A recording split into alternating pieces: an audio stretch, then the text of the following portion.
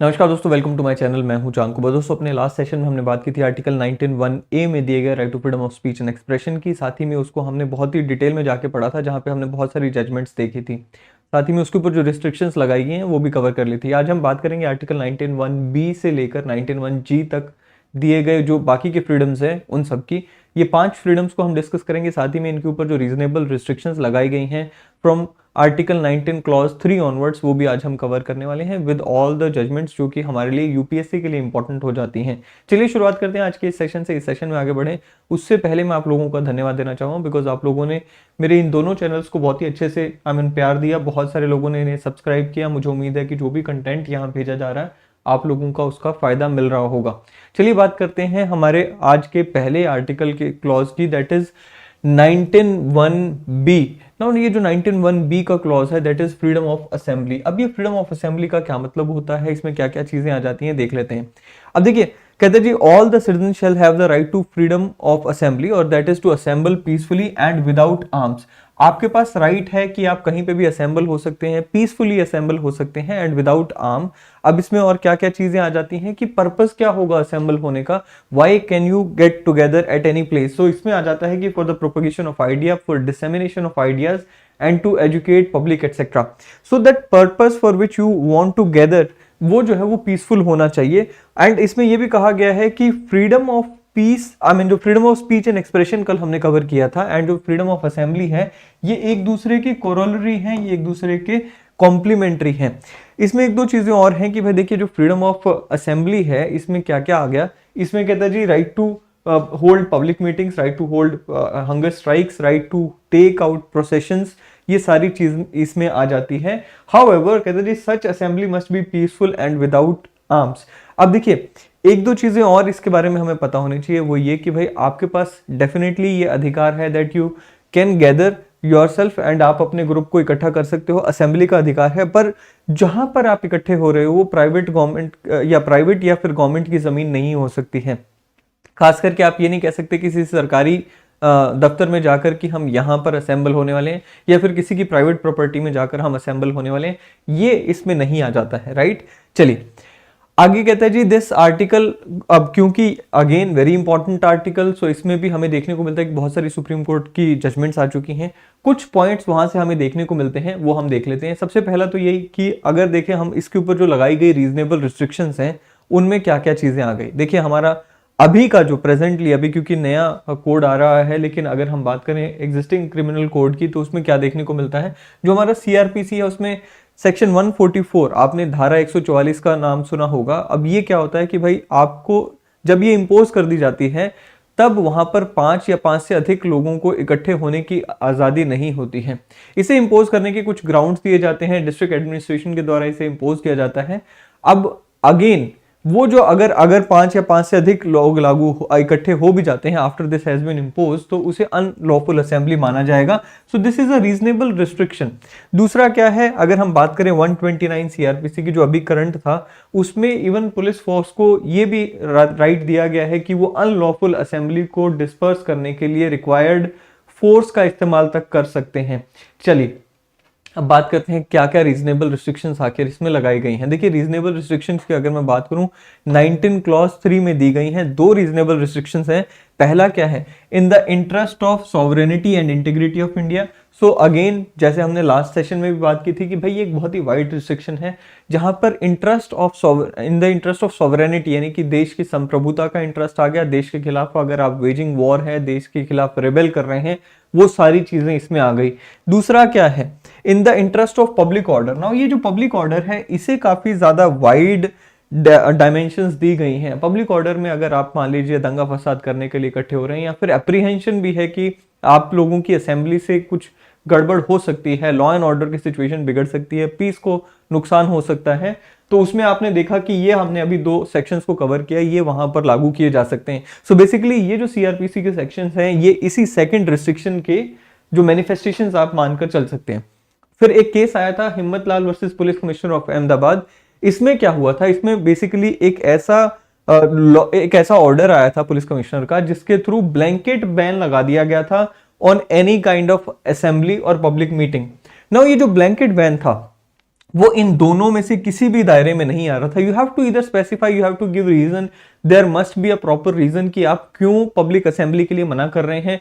Just you think you have an apprehension कि भाई यहाँ पे गड़बड़ हो सकती है, पर कोई वजह नहीं है कि किसकी वजह से गड़बड़ हो सकती है, एंड आपने ब्लैंकेट बैन लगा दिया, वो जस्टिफाइड नहीं है। और वही बात यहां पर कही गई ऑनरेबल सुप्रीम कोर्ट ने उस ब्लैंकेट बैन को, जो कि एक जनरल बैन लगा दिया कि भाई कोई भी पब्लिक प्रोसेशन व पब्लिक मीटिंग नहीं होगी, उसे अनलॉफुल ठहराया था ना। वो क्या कहता है जी, no such rule which prohibits all the meetings and processions and put a blanket ban on the right to freedom of assembly can be allowed, and कहते हैं जी देयर इज नथिंग रॉन्ग। अब दो तीन चीजें और यहाँ पे कही गई कि पहली बात तो ये कि भाई ब्लैंकेट बैन नहीं लगा सकते, दूसरी बात there are rules which tell us कि भाई अगर आपको कोई पब्लिक असेंबली करनी है तो you have to take permission of the district administration. Now ये भी कहा गया कि भाई there is nothing wrong in taking prior permission to be obtained before holding a meeting, right. Now अब ये मीटिंग क्यों होती है, क्योंकि अगर पब्लिक स्ट्रीट में मीटिंग हो रही है तो डेफिनेटली आप 100 लोग मीटिंग कर रहे हैं, लेकिन बाकी की जनता को परेशानी हो सकती है, यहां पर लॉ एंड ऑर्डर की सिचुएशन बिगड़ सकती है। ऐसे में आपको परमिशन लेने के लिए कहा जाता है कि भाई परमिशन लीजिए। कहते जी for the right which flows from article 19(1)(b is not a right to hold meeting at any place at any time. देखिए आपके पास ये अधिकार है कि आप पब्लिक मीटिंग कर सकते हैं, असेंबली कर सकते हैं, लेकिन इसका मतलब ये नहीं है कि आप कभी भी कहीं भी किसी भी टाइम पे असेंबली करने की बात कहें। You have to take a permission from the administration, and administration जिस टाइम पे अलाउ करेगी उसी टाइम पे उसी जगह पर आप पब्लिक मीटिंग होल्ड कर सकते हैं। नाउ कहता जी but the state can make only regulation in aid of the right of assembly of each citizen and can only impose reasonable restriction in the interest of the public order. So ये चीज को दोबारा clear किया गया इस case में भी कि भाई देखिए डेफिनेटली पब्लिक ऑर्डर पब्लिक जो है वो आपसे असेंबली करने के लिए परमिशन लेगी, लेकिन इसका मतलब ये नहीं कि स्टेट अपनी मनमर्जी करना शुरू कर देगी। स्टेट को भी ये ध्यान रखना होगा कि जो भी टर्म्स एंड कंडीशंस के बेसिस पे आप उनको परमिशन दे रहे हैं वो टर्म्स एंड कंडीशंस भी इन रिस्ट्रिक्शंस के अकॉर्डिंग जस्टिफाइड होनी चाहिए। ठीक है जी, चलिए फ्रीडम ऑफ एसोसिएशन 19(1)(c) में आ जाता है। अब ये जो फ्रीडम ऑफ एसोसिएशन है बेसिकली इसे एक्सपैंड किया गया था, इसे अमेंड किया गया था 97th अमेंडमेंट एक्ट 2011 के द्वारा, जिसमें freedom to form association and unions के साथ साथ freedom to form cooperative societies को भी ऐड किया गया था। ये ऐड किया गया था टू फर्दर आवर डीपीएसपीज, क्योंकि डीपीएसपीज में कोऑपरेटिव सोसाइटीज को प्रमोट करने की बात की गई है। मैं आपसे पूछना चाहूंगा कौन से आर्टिकल में बात की गई है वो बताइएगा कमेंट सेक्शन में। बट देन अगेन उसी सेक्शन या उसी आर्टिकल को फर्दर करने के लिए, उसी डायरेक्टिव प्रिंसिपल को फर्दर करने के लिए ये वर्ड ऐड किया गया था 2011 में। अब बात करें अगर हम फ्रीडम टू फॉर्म एसोसिएशंस, देखिए जो एसोसिएशंस को फॉर्म करने का अधिकार है और जो freedom to right of freedom of speech and expression है, कहते हैं जी ये दोनों एक दूसरे की कोरोलरी है, ये एक दूसरे को कॉम्प्लीमेंट करते हैं। ठीक है जी। नाउ अब ये कहा गया है कि ये जो भी एसोसिएशन आप बना रहे हो ये लॉफुल पर्पसेस के लिए होने चाहिए। इसमें क्या क्या आ गया, political parties, companies, clubs, organisation, partnership firms etcetera, ये सारी इसी का हिस्सा हैं। अब बात करते हैं रीजनेबल रिस्ट्रिक्शंस की। रीजनेबल रिस्ट्रिक्शंस क्या हो सकती हैं? सो अगेन दो रीजनेबल रिस्ट्रिक्शंस लगभग सेम ही आपको देखने को मिलेगी। पहली तो हो गई sovereignty and integrity of the country, दूसरा क्या है public order, and public order के साथ यहाँ पे मोरालिटी भी ऐड कर दिया गया। देखिए आपके पास ये एसोसिएशन बनाने का अधिकार है, बट इसमें आप ऐसी कोई एसोसिएशन नहीं बना सकते जो कि या तो देश के हित के खिलाफ काम करे या देश की सरकार को गिराने के लिए काम करे, मतलब ओवरटर्न करने के लिए काम करे। अब जैसे कि मान लीजिए आप कोई नक्सलाइट्स की कोई ऑर्गेनाइजेशन बनाएंगे तो वो अनलॉफुल हो जाएगी, उसका आपके पास कोई अधिकार नहीं है आर्टिकल 19 में। सिमिलरली कोई ऐसी ऑर्गेनाइजेशन जो कि देश के हितों के, लेट्स से कोई फॉरेन के स्पाइज आ जाते हैं तो उनके पास तो वैसे भी अधिकार नहीं होगा, क्योंकि आर्टिकल 19 जो है वो सिर्फ सिटीजन्स के पास है। लेकिन मान लीजिए कोई इंडिया के ही लोग हैं जो कि स्पाई का काम कर रहे हैं इंडिया के खिलाफ ही, और वो अपनी ऑर्गेनाइजेशन बनाना चाहे, नॉट अलाउड। तो वो सारी चीजें आ गया। ना पब्लिक ऑर्डर तो हमने अभी बात की कि भाई पब्लिक ऑर्डर तो एक बहुत ही वाइड टर्म है, उसके कुछ एग्जांपल्स हमने अपने 2 मिनट पहले देखे, लेकिन मोरालिटी का भी यहाँ पे ग्राउंड जोड़ दिया गया। मोरालिटी का ग्राउंड मतलब क्या, लेट्स से कल को कुछ ऐसे लोग हैं जो कि प्रोस्टिट्यूशन का काम करते हैं और वो कहें जी हम अपनी एक एसोसिएशन बनाना चाहते हैं, तो it is not allowed, because again morality का ग्राउंड यहाँ आ गया। अब कहता है जी no prior restraint can be imposed on the right of association, the right of form association includes no right to. अब ये बहुत इंपॉर्टेंट पॉइंट है कि भाई आपके पास ये अधिकार है कि आप यहाँ पे राइट टू फॉर्म एसोसिएशन को एंजॉय कर सकते हैं, मतलब अपनी एसोसिएशन बना सकते हैं। उस पे गवर्नमेंट कोई वो नहीं लगाएगी, पाबंदी नहीं लगाएगी। लेकिन कल को आप ये नहीं कह सकते कि गवर्नमेंट हमें मदद करे, क्योंकि जिस ऑब्जेक्टिव को लेकर हमने ये एसोसिएशन बनाई थी, सरकार को हमें उस ऑब्जेक्टिव को फुलफिल करने में मदद करनी होगी, ऐसा कोई अधिकार नहीं है। याद रखें, सिर्फ एसोसिएशन फॉर्म करने का अधिकार है, उस एसोसिएशन का जो ऑब्जेक्टिव है, कल को आप ये नहीं कह सकते कि जी उस ऑब्जेक्टिव को फुलफिल करने के लिए भी हमें मदद चाहिए, क्योंकि एसोसिएशन को अदरवाइज बनाने का फायदा नहीं है।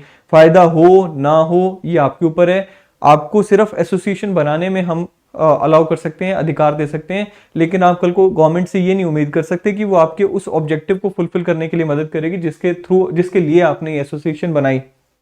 कहते जी साथ ही में हमें यह भी ध्यान रखना चाहिए that there is no fundamental right of recognition of the association और यूनियन बाय द गवर्नमेंट।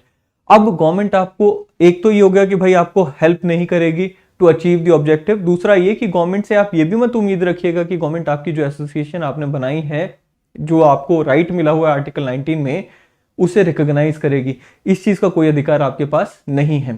फिर आता है जी article 19 clause 1 sub clause C में कहता है जी right to continue as an association. अब ये देखिए, राइट टू फॉर्म एसोसिएशन हो गया, right to continue as an association. ये नहीं हो सकता कि सरकार ने, आज आपने एसोसिएशन बनाई, कल को सरकार आके कहे ठीक है आपने एसोसिएशन बना ली, आपका अधिकार था, लेकिन इसके बाद हम आपको कंटिन्यू नहीं करने देंगे। ये नहीं हो सकता। आपको सरकार एसोसिएशन को, अगर वो लीगल है, अगर सारी कंडीशंस के हिसाब से बनी है, सरकार उस एसोसिएशन को आपको डिसॉल्व करने के लिए प्रेशराइज नहीं कर सकती। वो चीज यहां पे आ गया।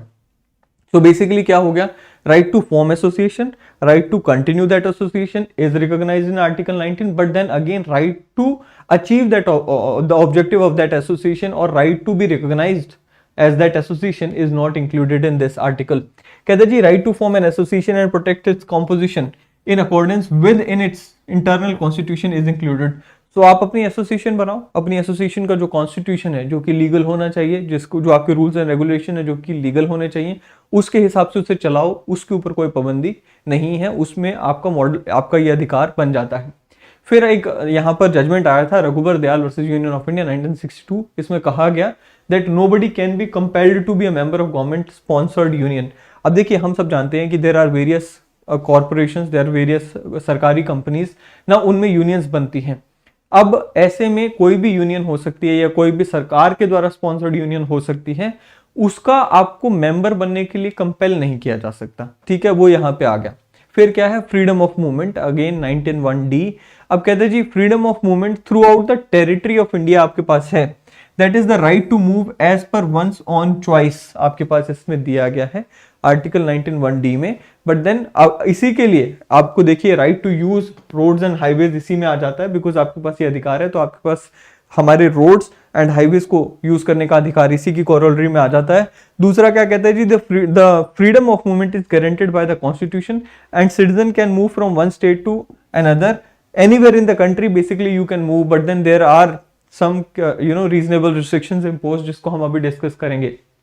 AK गोपालन केस में भी इसी चीज को ऑनरेबल सुप्रीम कोर्ट ने मोहर लगाई थी कि भाई देखिए, हमारे जो सिटीजन हैं दे हैव दिस प्रिविलेज कि वो कहीं पे भी जा सकते हैं within the territory of India and including they can reside in anywhere in the territory of India and they can do business anywhere in the territory they like। no restriction either interstate movement पे या फिर otherwise हम impose नहीं कर सकते हैं कोई भी रिस्ट्रिक्शन कि भाई आप इस स्टेट से दूसरी स्टेट में नहीं जा सकते या दूसरी स्टेट में जाके नहीं रह सकते। But yes, then there are some reasonable restrictions, जैसे कि हमने कोविड में भी देखा ना कि कोविड में हमारे मूवमेंट पे रिस्ट्रिक्शन लगा दी गई थी। अब there was this case Lucy R D'Souza versus state of Goa, जहां पर यह कहा गया कि भाई देखिए, अगर कोई एड्स पेशेंट है, अब as a matter of prevention, as a preventive step, हम उस एड्स पेशेंट को एक जगह से दूसरी जगह जाने पे अगर रोक रहे हैं, because we have this apprehension कि भाई यहाँ से अगर वहां पे पेशेंट जाता है तो एड्स फैलने का खतरा है, उसमें कोई दिक्कत नहीं है और उस चीज के ऊपर मोहर लगाई गई है, right. So it is not unconstitutional and does not violate article 14, 19(1)(d) और 21। सो ये एक यहाँ पर हमें देखने को मिलता है एंड ऑफकोर्स हमने कोविड में भी देखा। फिर क्या है जी, चांबरा सोया वर्सेस स्टेट ऑफ ओडिशा। यहाँ पे कहा गया था कि भाई अगर मान लीजिए एक स्टूडेंट है, उसको डेथ हो जाती है बिकॉज जो उसकी एम्बुलेंस थी, अगेन उसको चोट लगी, मान लीजिए उसकी एम्बुलेंस उसको लेके जा रही है, लेकिन रास्ते में लोगों ने रोड को जाम कर रखा है, जिसकी वजह से वो हॉस्पिटल टाइम पे नहीं पहुंच पाता है और उसकी डेथ हो जाती है।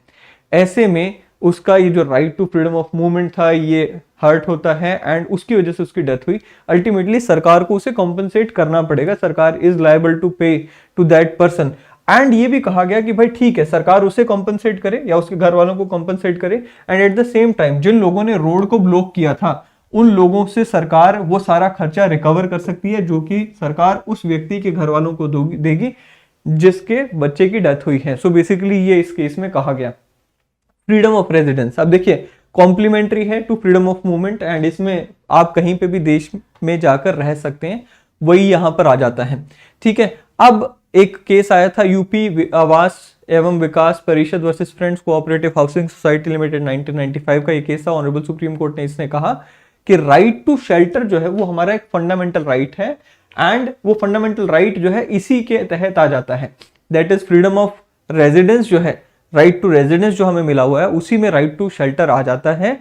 और सरकार को ये स्टेप्स लेने होंगे दैट सरकार इस फ्रीडम को मीनिंगफुल बनाए for the poor and state has to provide facilities and opportunities to build house.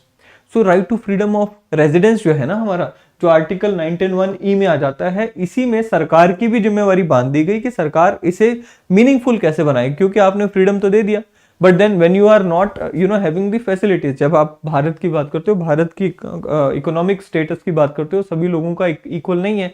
अब जो गरीब जनता है उनको आपको फैसिलिटीज प्रोवाइड करनी पड़ेंगी, तभी जाकर आपका ये फंडामेंटल राइट जो है वो सफल होगा। नाउ रीजनेबल रिस्ट्रिक्शंस क्या है, कुछ रीजनेबल, अब यहां पर एक चीज को समझकर चलें कि रीजनेबल रिस्ट्रिक्शन 19(5) में जो दी गई हैं वो दोनों के लिए हैं, दैट इज 19(1)(e) के लिए भी हैं एंड 19(1)(d) के लिए भी हैं, राइट। सो दोनों के ऊपर रीजनेबल रिस्ट्रिक्शन यानी कि right to movement and right to residence के ऊपर जो रीजनेबल रिस्ट्रिक्शंस है वो सेम है। कौन सी है? First is in the interest of general public, second is the protection of interest of any scheduled tribe. अब देखिए आपको रोका जा सकता है in the interest of general public, again very wide term, थोड़ा सा उसके ऊपर बात करेंगे, but then again in the interest of scheduled tribes, scheduled tribe के इंटरेस्ट में आपको देखने रोका जा सकता है। इसकी जो सबसे बड़ी एग्जांपल हमें देखने को मिलती है that is ILP, inner line permit. अब इनर लाइन परमिट क्या है? देखिए इंडियन सिटीजन्स के लिए ये इनर लाइन परमिट होता है कि भाई आपको कुछ ट्राइबल एरियाज हैं जहां पर जाने से रोका जा सकता है, अगर आप वहां जाना चाहते हैं एक लिमिटेड टाइम के लिए आपको वहां पे जाने की परमिशन मिलेगी एंड वो रिटर्न परमिशन आपको डिस्ट्रिक्ट एडमिनिस्ट्रेशन से लेनी पड़ती है जाने से पहले, उसे ILP कहते हैं। आप मेरे को बताइए कि भारत के कौन सी स्टेट्स में अभी भी ILP लागू होता है। चलिए अब जनरल पब्लिक का इंटरेस्ट जो है ना, अगेन वेरी वाइड टर्म आ गई, इसमें पीस भी आ गया, लॉ एंड ऑर्डर भी आ गया एंड बाकी सारी चीजें भी कवर हो जाती हैं। सो ये एक ऐसी जनरल पब्लिक का इंटरेस्ट, ये एक ऐसी चीज आ जाती है, एक ऐसी टर्म आ जाती है जिसमें डिस्क्रिशन जो है वो बहुत ज्यादा मिल जाती है एडमिनिस्ट्रेशन को, ठीक है। चलिए freedom of profession, occupation and trade and business. अब देखिए इससे पहले 19(1)(f) आना था, that was again it was there originally, that is right to property, but 44th amendment act के द्वारा उसे हटा दिया गया फॉर हिस्टोरिकल रीजंस। वो हम ऑलरेडी डिस्कस भी कर चुके हैं। हमारा जो हमारा 13 आर्टिकल 13 का जो पार्ट 2 था उस वीडियो में आपको देखने को मिलेगा कि क्यों हमारा राइट टू प्रॉपर्टी हटाया गया फ्रॉम फंडामेंटल राइट्स एंड उसे कॉन्स्टिट्यूशनल राइट बनाया गया। चलिए बात करते हैं freedom of profession, occupation, trade and business. 19(1)(g) में ये दिया गया है, क्या कहा गया है चलिए देखते हैं। कहता है जी it provides for the fundamental right of citizens to practice any profession और to carry out any occupation, trade और बिजनेस। अब देखिए यहां पर एक चीज को समझकर चलें कि प्रोफेशन, प्रैक्टिस एंड ट्रेड का जो आपका अधिकार है इसके तहत you can't be compelled to carry out any business that you don't want to, right. आपकी विल के खिलाफ जाकर आपको ये नहीं कहा जा सकता कि आप ये काम करें। आपके पास ये फ्रीडम है कि आप कोई मर्जी काम करो, प्रोवाइडेड कि इन रिस्ट्रिक्शंस के हिसाब से होना चाहिए, बट देन आपकी विल के खिलाफ जाकर आपको फोर्स नहीं किया जा सकता। एक केस आया था हाथी Singh manufacturing company versus Union of India 1960 का। यहां पे कहा गया कि right to freedom of profession also includes the right to shut down that profession। यहां पर कहा गया कि आपके पास ठीक है बिजनेस चलाने का अधिकार है, but at the same time उसे बंद करने का अधिकार भी इसी आर्टिकल के क्लॉज में आ जाता है, राइट जी। तो आगे बढ़ते हैं, कहते हैं जी right to trade does not include the protection from competition. अब देखिए आप ये नहीं कह सकते कि भाई मेरा राइट टू ऑक्यूपेशन हर्ट हो रहा है बिकॉज मेरी दुकान के साथ में सेम प्रोडक्ट की दूसरे ने भी दुकान खोल दी। अब आप यहाँ पे ना तो प्रोटेक्शन मांग सकते हो कंपटीशन से फ्रॉम स्टेट, ना ही प्रोटेक्शन मांग सकते फ्रॉम प्राइवेट इंडिविजुअल। यानी कि आपने ये नहीं कह सकते कि जब मैं होटल चला रहा हूँ, मेरे बराबर में स्टेट होटल चला रही है, मेरे बराबर में कोई और व्यक्ति होटल चला रहा है, तो मेरा जो राइट टू ऑक्यूपेशन है वो हर्ट हो रहा है। This will be absurd, because आपके पास राइट है तो बाकियों के पास भी राइट है। So protection from competition can not be included in this right to profession practice of trade, right. So ये चीज हो गई। दूसरा क्या है, the state has been authorized to prescribe professional technical qualifications necessary for practicing any profession of the or carrying on any occupation, trade or business। so basically अब देखिए, अगर आप कोई डॉक्टर बनना है, डॉक्टर का काम करना है, तो आपके पास डिग्री होनी आवश्यक है। अगर आपको एडवोकेट बनना है तो आपके पास एलएलबी की डिग्री होनी आवश्यक है। अगर आपको सीए बनना है तो वो उसके हिसाब से डिग्री होनी चाहिए। इसी तरह से अगर आपको मैन्युफैक्चरिंग में जाना है, जो भी आपका मैन्युफैक्चरिंग वाला डिपार्टमेंट है या जो भी प्रोडक्ट मैन्युफैक्चर करना चाहते हैं, स्टेट से आपको फुलफिल करके कंडीशंस को लाइसेंस लेना होगा। नाउ ये जो क्वालिफिकेशंस हैं ये की जा सकती हैं इन the interest of general public. Again वही चीज आ गई कि भाई आप एक ऐसे व्यक्ति को जो कि कभी पढ़ा नहीं लिखा नहीं, उसे डॉक्टर बनने के लिए परमिशन थोड़ी ना दे दोगे कि भाई मेरे को राइट टू ऑक्यूपेशन है। ठीक है, उसका राइट टू ऑक्यूपेशन है, but at the same time there is the interest of other public also, because बाकियों के भी राइट टू फंडामेंटल राइट्स तो है ना। सो यहाँ पर स्टेट के पास ये अधिकार है कि कुछ रीजनेबल रिस्ट्रिक्शंस लगा सकती है, क्वालिफिकेशंस लगा सकती है। अब रीजनेबल रिस्ट्रिक्शंस क्या हैं इसके ऊपर, बहुत सारी हैं, थोड़ा सा देख लेते हैं। कहता जी by imposing reasonable restriction in the interest of general public, वही चीज आ गया, जनरल पब्लिक की हित में रीजनेबल रिस्ट्रिक्शंस लगाई जा सकती हैं। इसमें जैसे मैंने आपको बताया कि technical qualification necessary for practices any profession carrying out, वो बिजनेस वाली चीज आ गई इसमें कि भाई स्टेट अगर चाहे तो इन the interest of general public ये रिस्ट्रिक्शंस लगा सकती है, क्वालिफिकेशंस लगा सकती है। ठीक है, दूसरा क्या है, authorize the state to formulate law which creates state monopolies either partially or completely in the interest of trade in respect of any trade or business or industry। देखिए जब मैं पहले भी एक वीडियो में इसका जिक्र कर चुका हूं कि भाई देखिए जब हम स्टेट की बात करते हैं, हमारी एक सोशलिस्टिक स्टेट है, सोशलिस्टिक पैटर्न पे हमारी इकोनॉमी चलती है। अब ऐसे में बहुत सारी इंडस्ट्रीज हैं जो कि धीरे धीरे हमने after LPG policies were introduced हमने डीरेगुलराइज कर ली, उसमें हमने आम जनता के लिए खोल दी। But then there are certain sensitive industries जो कि आज भी स्टेट अगर चाहती है तो उसमें मोनोपोली लेकर चलती है, एंड स्टेट ने रखी भी हुई है। आप मुझे कमेंट में बताइए कि कौन सी ऐसी इंडस्ट्रीज हैं जिसमें आज भी हमें स्टेट की मोनोपोलीज देखने को मिलती हैं। Of course we are opening up, but then there are some sensitive industries जहां पर हमने अभी भी मोनोपोली रखी हुई है। फॉर एग्जांपल अगर हम बात करें आर्मी की भी, वहां पर भी तो स्टेट की मोनोपोली है ना, राइट। सो ये सारी जो चीजें हैं वहां पर आर्टिकल 19 क्लॉज 6 सब क्लॉज 2 में ये प्रिवेंटेड है। अब बात करते हैं आर्टिकल 19(1)(g, कहता है does not give right to carry any dangerous activity और एनी क्रिमिनल एक्टिविटी। अब ये नहीं हो सकता कि आप अपना राइट टू ऑक्यूपेशन एंजॉय करने के चक्कर में कहो जी मैं तो ड्रग्स बेचना शुरू कर दूंगा, या मैं मर्डर करने शुरू कर दूंगा, या मैं सुपारी लेना शुरू कर दूं, बिकॉज वो मेरा अधिकार है। ऐसा नहीं है, ये भी एक रीजनेबल रिस्ट्रिक्शन यहाँ पर आ जाती है, again in the interest of general public, and no one can claim a right to carry on business with the government also. So आप ये भी नहीं कह सकते कि भाई सरकार के साथ मुझे बिजनेस करने का अधिकार होना चाहिए, या मैं मान लो जो मैं रोड बनाता हूं तो सरकार मुझे रोड बनाने के सारे टेंडर दे, ये मेरा राइट होगा, ऐसा नहीं होगा, ये आप क्लेम नहीं कर सकते। There was this case of state of UP versus Kaushalya, इसमें कहा गया कि भाई देखिए अगर रीजनेबल रिस्ट्रिक्शंस इंपोज की जा रही हैं on the prostitutes to carry out their profession in demarcated area, residence therein और movement around it is valid. So basically अगर प्रोस्टिट्यूट्स, देखिए वैसे prostitution is invalid but then there are other facets to it, ठीक है। So अब brothels are basically allowed. So basically अब कहा जा रहा है कि भाई आपको अगर मान लीजिए प्रोस्टिट्यूशन का जो काम है वो कैरी आउट करने के लिए अगर ये कह दिया कि आप कुछ एरियाज में रहकर अपने आप को लिमिट करके करेंगे, तो वो आपके राइट टू ऑक्यूपेशन के ऊपर कोई प्रहार नहीं है। Excel Wear versus Union of India 1978, इसमें कोई सेक्शन था, section 25O of industrial dispute act, which required an employer to take prior permission from the government to closure its industries।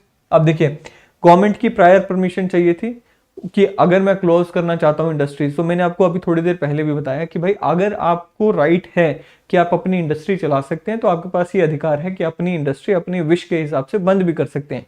सो कहीं पे गवर्नमेंट की परमिशन अगर लेने के लिए अगर कोई सेक्शन लाया गया तो उसे इनवैलिड करार कर दिया गया। ठीक है जी, चलिए Vishakha versus state of Rajasthan, अब ये 1997 का बड़ा फेमस केस रहा। हमने सबने देखा कि किस तरह से महिलाओं का एट वर्क प्लेस जो शोषण रोकने के लिए, उनकी एक्सप्लॉयटेशन रोकने के लिए एक नया एक्ट भी आया on the basis of these guidelines. ना वो कौन सा एक्ट था, आप मुझे कमेंट में बताइएगा कि कौन सा एक्ट लाया गया था according to this this case और दीज गाइडलाइंस। ठीक है ना, ऑनरेबल सुप्रीम कोर्ट ने कहा कि भाई sexual harassment of women at work place violates their right to occupation, क्योंकि अगर महिलाओं को इस तरह से एक्सप्लॉयट किया जाएगा at the work place, so होगा क्या, कल को they will not be in a position to go and do their work. So basically क्या होगा, सेक्सुअल हरासमेंट के कारण उनका जो काम करने का जो पोटेंशियल था वो खत्म हो गया, क्योंकि वो जा नहीं पा रहे हैं। सो ये भी एक वायलेशन माना गया है, इस केस में इस चीज को भी हेल्ड किया गया था।